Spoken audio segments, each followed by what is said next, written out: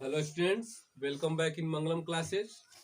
बच्चों, ये आज 9th का हम 6.6 थ्योरम लिए हैं और इसको कैसे प्रूव किया जाता है।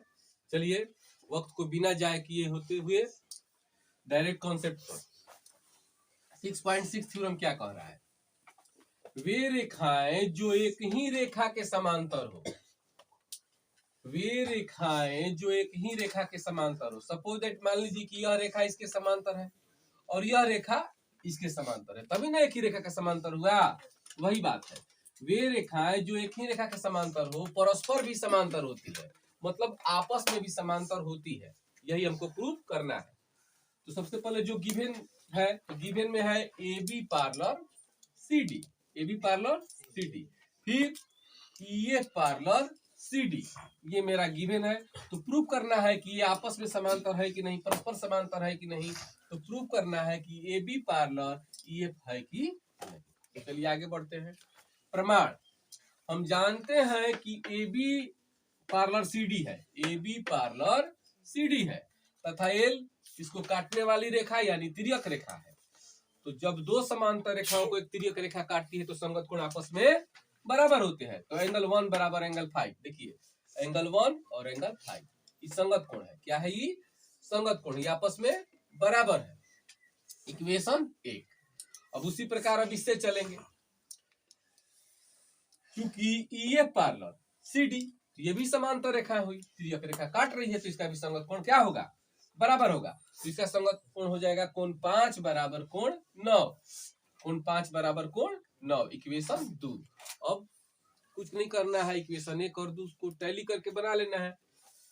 तो चलिए 1 और 2 को प्रतिस्थापन विधि द्वारा हल करेंगे। एक इक्वेशन 1 को मैंने यहाँ पे उतारा, एंगल 1 इक्वल टू एंगल 5। अब एंगल 1 को एजिट रहने दिया और एंगल 5 को रिप्लेस कर दिया 9 से। तो क्यों रिप्लेस किया? क्योंकि इक्वेशन 2 में दिया गया है कि एंगल 5 के जगह पर मैं एंगल 9 लिख सकता हूं, इसलिए मैंने एंगल 5 को रिप्लेस करके एंगल 9 लिख दिया। तो रिजल्ट क्या आ गया? Angle 1 equal to 9। अब देखिए एंगल 1 यहाँ है और एंगल 9 यहाँ है। थोड़ी देर के लिए मान लीजिए कि बीच में वाला नहीं है, तो बीच में वाला नहीं है तो ये दो रेखा होगी, ये दो रेखा और इन दो रेखाओं को काटने वाली तिर्यक रेखा होगी। तो जब दो रेखाओं को एक तिर्यक रेखा काटती है और उनका संगत कोण बराबर होता है, तो समझ जाइए कि दोनों रेखाएं आपस में समांतर है। तो चूंकि एंगल 1 और 9 ये संगत कोण है, अतः ए बी पार्लर ये प्रूफ। तो हेंस प्रूफ। चलिए बच्चों, तो रेखा और कोण को सारे थ्योरम को हम लोगों ने सिद्ध कर दिया है। अब एक्सरसाइज 6.2 को बनाना शुरू करेंगे। इसमें पहला प्रश्न क्या कह रहा है? पहला क्वेश्चन कह रहा है कि आकृति 6.28 में x और y का मान ज्ञात करना है। यह है आकृति और इसमें x का वैल्यू फाइंड आउट करना है, फिर y का वैल्यू फाइंड आउट करना है और फिर A B parallel C D prove करना है। तो कहने का मेरा मतलब है कि पहले x का वैल्यू निकालेंगे, फिर y का वैल्यू निकालेंगे और फिर A B parallel C D prove करेंगे। तो चलिए देखते हैं x का वैल्यू कैसे प्राप्त कर सकते हैं। देखिए यहाँ पे x है और यहाँ पे 50 डिग्री है। यहाँ पे ये रेखा है, सीधी रेखा है, तो यहाँ पे रैखिक युग्म का निर्माण हो रहा है, क्योंकि दो आसन कोणों का योग 180 डिग्री।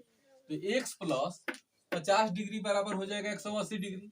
रैखिक युग्म से रीजन होगा रैखिक, x का वैल्यू निकाल लेंगे, प्लस है तो माइनस, 180 में से 50 गया 130, यानी x का वैल्यू आप निकाल चुके हैं और x का वैल्यू कितना आ गया?